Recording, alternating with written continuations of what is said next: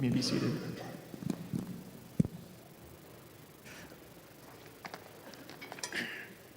A few weeks ago was National Fried Chicken Day. I don't know if anyone knew that. I am a big fan of these kind of themed days. I don't know who comes up with these national days, but I'm a big fan of them. So when I discovered that it was National Fried Chicken Day, naturally, I wanted to have fried chicken that day. But the problem was that it was a Sunday, and so whoever came up with this day really dropped the ball because Chick-fil-A is closed on Sundays. So I didn't know where I was going to get fried chicken. The KFC by our house closed down. They went out of business. Chick-fil-A was closed. And so I was telling Megan, I really want fried chicken, but where am I going to get it? And so there's a Cane's that opened up near our house. So we thought, hey, why don't we just go to Cane's and get some fried chicken? So I hop in the car and I drive over to Cane's, and apparently all of Knoxville had the same idea as well. Cane's, the drive-through was backed up, cars were piling up into the road trying to get some fried chicken on National Fried Chicken Day. And so I kind of pull my car around and I'm trying to get into the lane to order through the drive-through. And there's cars coming from two directions, and they're kind of doing the zippering motion where one car goes and then another car goes, and then, you guys get what I'm saying. And so they're doing the zippering motion, and it finally gets to my turn. I let the car go in front of me, and it's my turn to go in. And I see that the car behind the car that I just let go in front of me, she's trying to get in. And I become like Jesus, and I'm like, get behind me, Satan. And so I'm just driving my car. I'm like, I'm not going to let this car get in front of me. And I can tell that she's mad at me for not letting her in. And I'm looking out the side of my window. I'm like, what are you doing? Like, we're zippering. It's my turn. And so she's mad. We almost hit, but I have the better position. And so I won. And I get in the drive-through, and kind of in the 5 minutes between getting in the drive-thru and getting to the place where you order, I have this mini kind of existential crisis that goes on in my head. I'm wondering was road rage over Cane's fried chicken really worth it? And the answer is yes. That chicken is delicious. No, of course not. It wasn't worth it, and I'm thinking, man, I got really mad. Here I was preaching not less than an hour ago, and now I'm in this road rage over fried chicken. And then as soon as that thought pops in my head, another thought popped in my head that happened probably a year and a half ago. I was coming back from a spring retreat, and we went to, I forget where it was, somewhere east, and we were coming back, and I was driving the church van, and it was a Sunday, and we made the mistake of stopping at Buc-ee's on the way back. And so we stopped at Buc-ee's to get gas and a car wash and to let everyone in the van get some snacks and so forth. And as we were leaving, Buc-ee's was really crowded, and the same thing happened, a zippering motion, cars trying to leave Buc-ee's.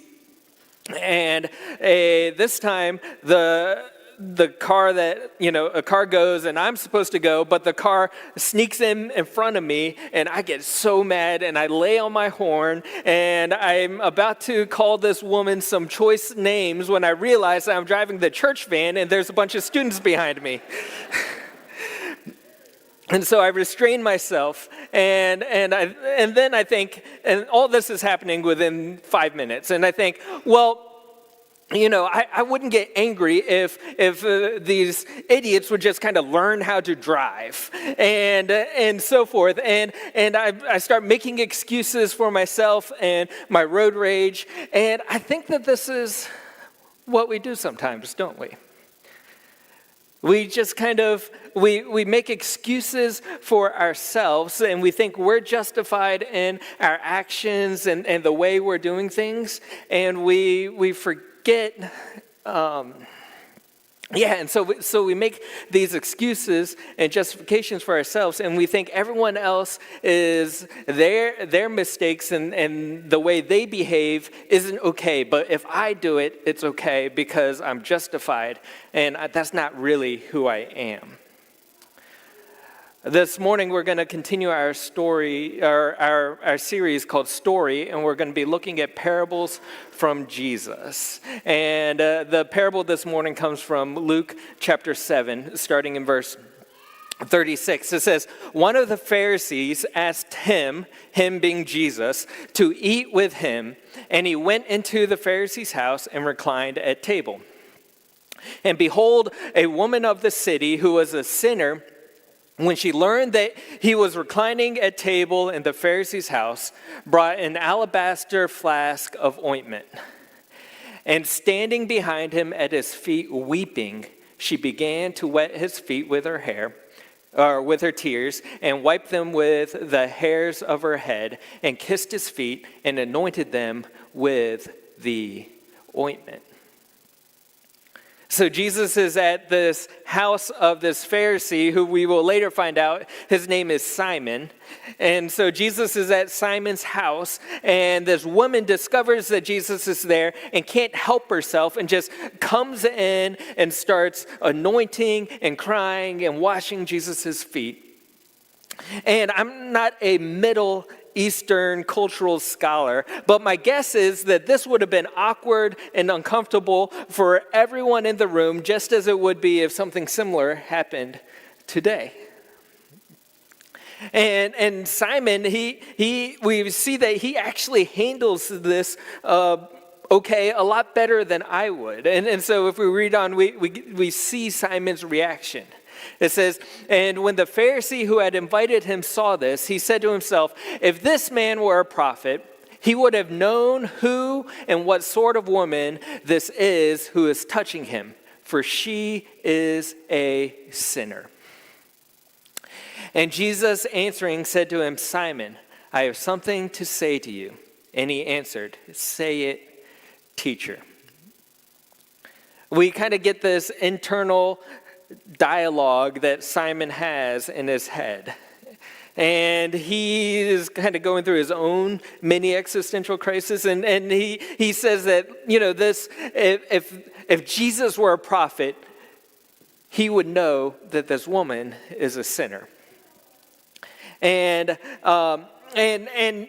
he handles it way better than I would. If I were in Simon's shoes, I would have taken this woman and immediately ushered her out and said, apologized to Jesus and said, I'm so sorry about that. It won't happen again. So forth. I would have been embarrassed.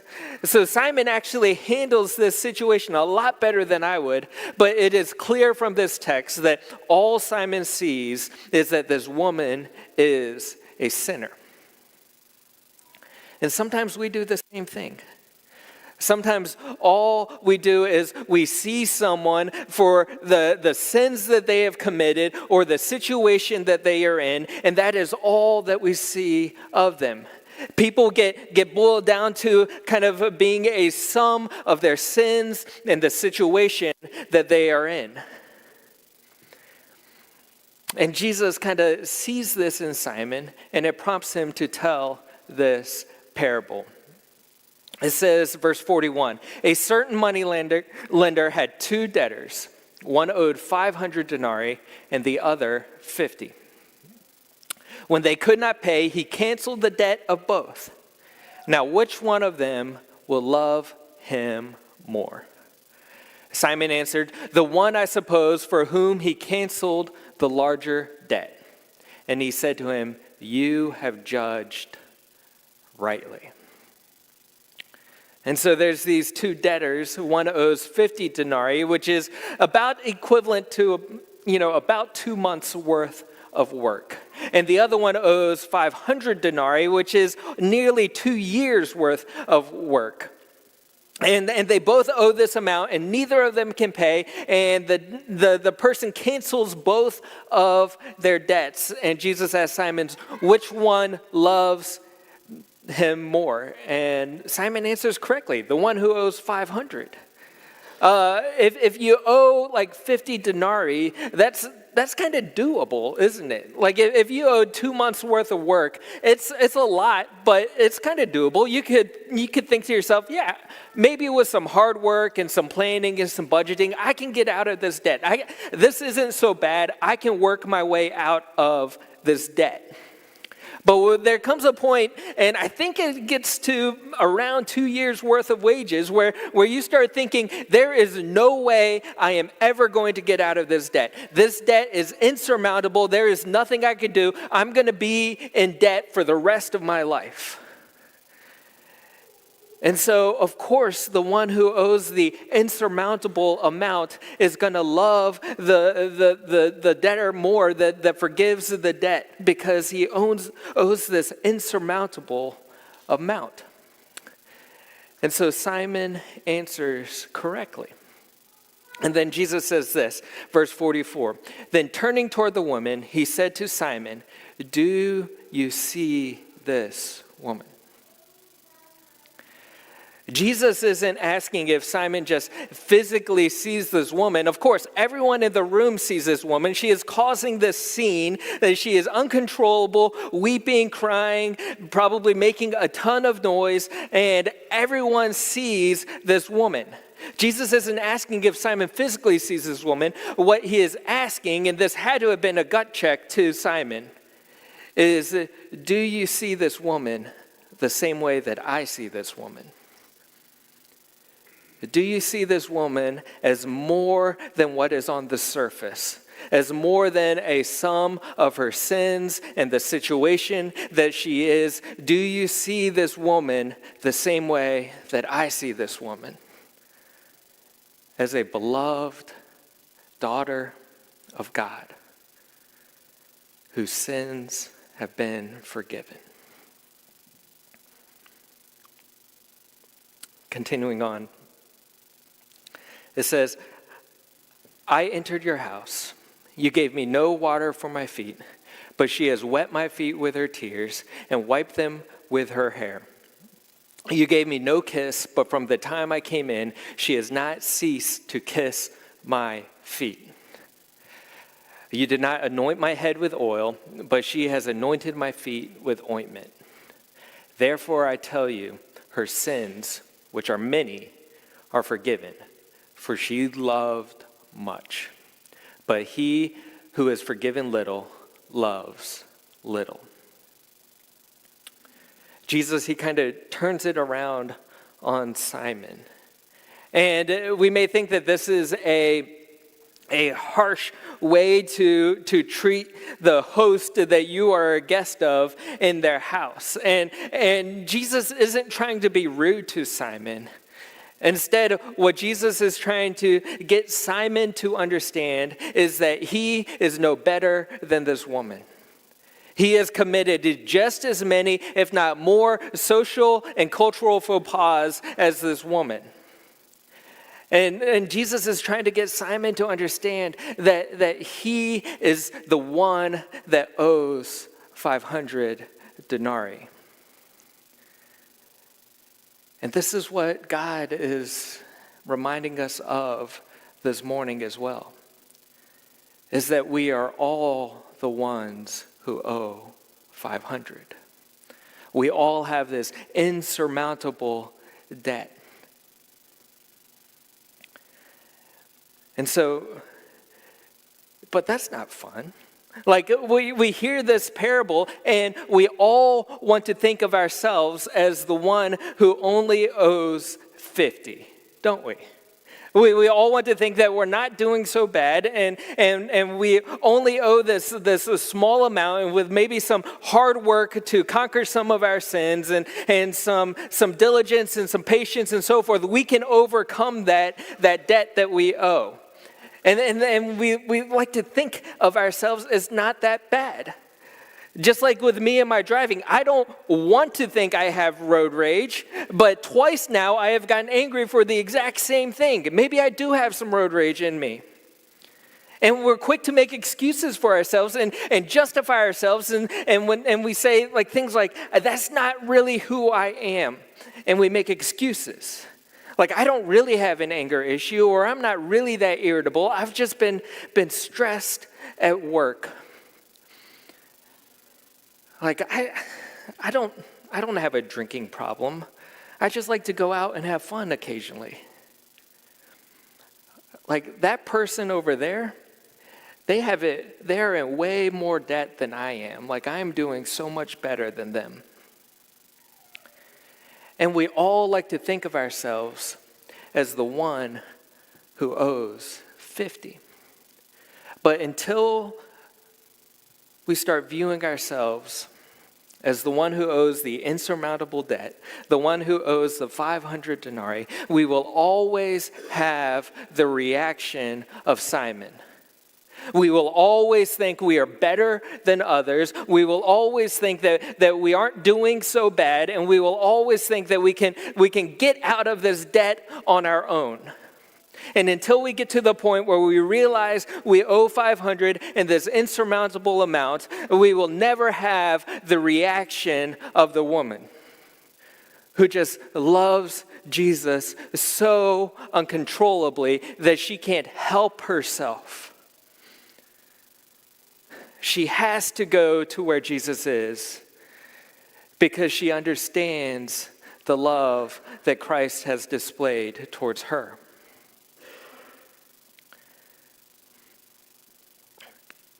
And so, where does this leave us?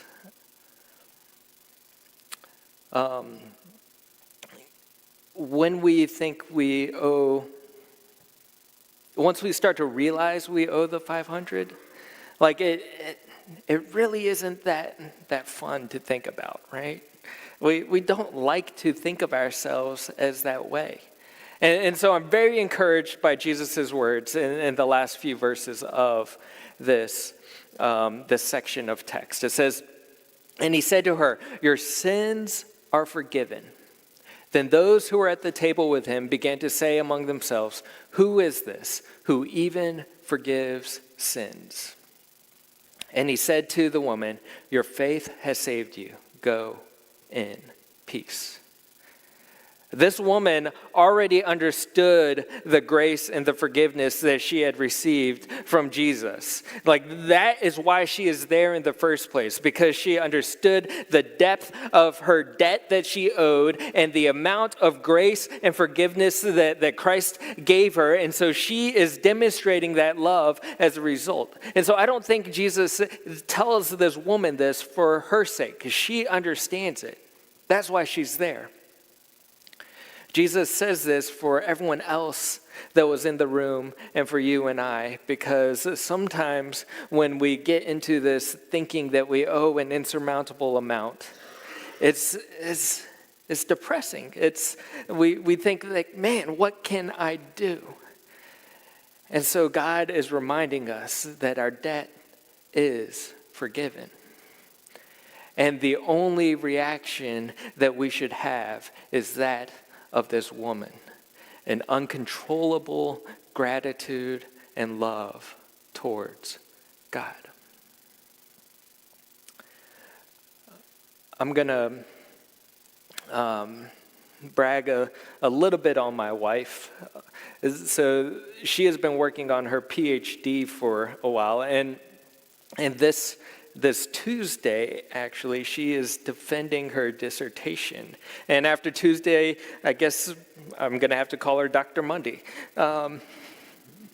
And so she has been working on her dissertation and is defending this Tuesday. And in that time, like I've really been reminded as it has been approaching, like why I fell in love with her in the first place.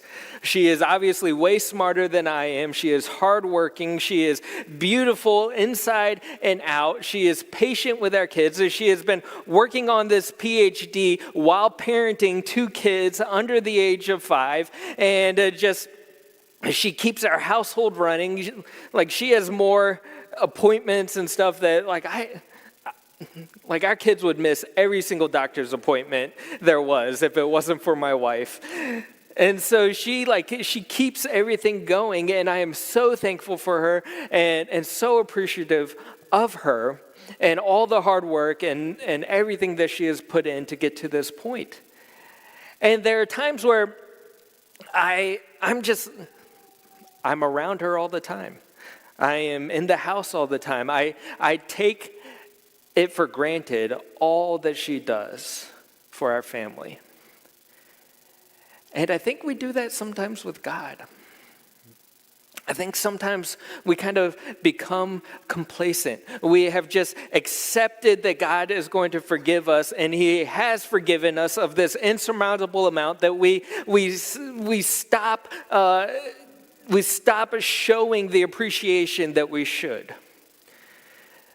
And we just kind of take it for granted and assume that it's going to happen. And we stop demonstrating the love and the uncontrollable love that this woman has towards Christ. And so this week, as you reflect on this parable, be reminded of the depth of the debt that you had, and then the depth of God's grace and His forgiveness towards you.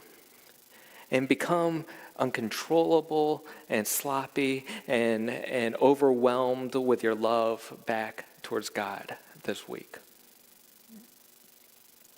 The second thing that I think we need to be reminded of through this parable that God is teaching us is to see others the same way that God sees them.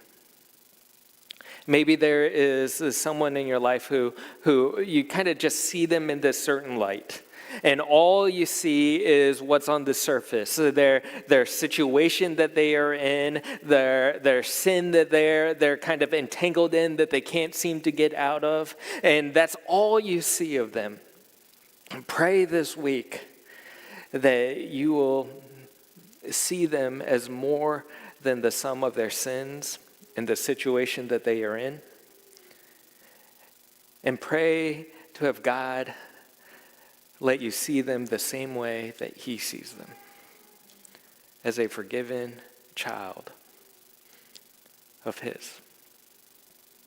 And so have that be your prayer this week. Pray, God, help me to see others the same way you see them. And finally, if you're here this morning and you haven't accepted God's grace and His forgiveness, and you've just kind of been, you understand the depth and of your own debt, but you have been unwilling to accept God's grace and forgiveness. If that's you this morning, now, Jesus is freely offering to cancel your debt. It's just up to you on whether or not you want to accept it. And so today, this morning, is as good of a day as any to accept God's grace and His forgiveness of your debt and start living in the freedom that He offers. And so if that's you this morning, I would love to come talk to you. Or afterwards, there are going to be some elders in the back that can talk to you as well. And so let's go from here this week, seeing others how God sees them. And let's go from here this week, displaying the love, the uncontrollable love that we have for God because of all that He has forgiven us.